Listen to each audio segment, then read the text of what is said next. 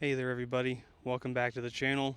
A little impromptu microphone we got going on here since I forgot the chest tape, and it's so windy today, like as you can see in the background. Just the wind's moving us around pretty good in the kayak, so we're going to use the RA Dead Cat with the external recorder, and we'll just see how it goes, and we'll use it like we're doing an interview for ourselves. So here we are out at Marine State Park. I just want to do a little talk about the FTZ adapter. We've used it all the time on pretty much all the F-mount glass, the 150 to 600 from Sigma, my 70 to 200 from Nikon, the 105 macro from Sigma. Now, honestly, this isn't going to be a very in-depth video. It's not going to be a very long video. It's just my opinion on it, like my thoughts after using it for about 6-7 months. Now, as you can see, or anybody that knows has the FTZ adapter, it's got this chunky little tripod foot thing in the bottom.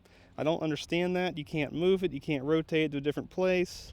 You can't really do anything with it, so I really don't understand the purpose of that. Like, it sticks down further than the camera body itself. Like, I don't understand that reasoning either.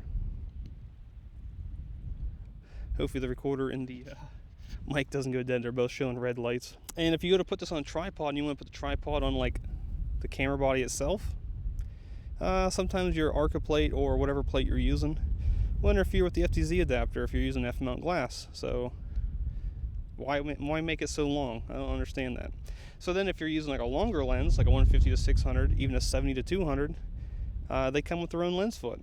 So why wouldn't you just use the lens foot on the lens and not this chunky boy bit here on the FTZ adapter?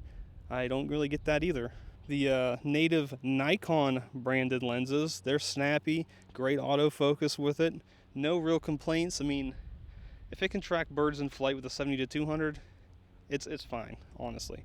But whenever you get to the FTZ adapter on like a Sigma lens like this, it does seem a little sluggish, not as great, but it's usable, so it's not end all be all on that.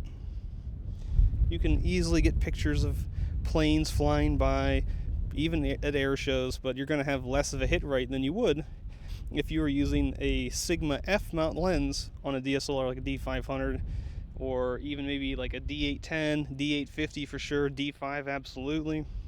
But it's serviceable. It's not end all be all. So maybe that's like a firmware thing from Sigma, or maybe a firmware thing from Nikon. I don't really have an answer on that. But when it comes to like manual focus and everything, obviously that works fine, especially with focus peaking and everything. It does not have a focus motor in it, so you can't use like a focus motor in a camera body. Not that the Z-mount cameras even have one anyways. Any glass that requires a focus motor, you're manually focusing that no matter what. I haven't used it myself, so I can't really speak in depth on that. But I mean, focus peaking is perfectly usable for like portraits or macro. I use it for macro all the time, even if the lens has an autofocus motor in it, like the 105EX from Sigma. Now, honestly, for a Gen 1, it works great. There's rumors on like NikonRumors.com, maybe it's .net, I don't know, about how there might be a new one coming out. If there is, maybe they'll get rid of that chunky boy on the bottom, so it's like a circular adapter. But maybe the new one will have a autofocus motor in it, because all these people say, I want to use my old glass, You can still use it, just don't be lazy about it, in my opinion. If the glass is 30-40 years old and you need an autofocus motor, I think it's time to move on. Nothing in depth, that's just my opinion on the FTZ adapter. I use it, it's fine. It's not the perfect fix for everything, but I mean, it's all we got for wildlife shooters on Nikon, because Nikon still doesn't have a 200 to 600 out. So hopefully that's sooner than later, but it's serviceable, it's okay. If this was at all useful, entertaining for you, enjoyed my rant, give me a thumbs up, comment down below, subscribe to the channel, really appreciate it, pushing for that 1,000. And happy shooting, get out there, don't let the FTZ hold you back, you'll get some good shots.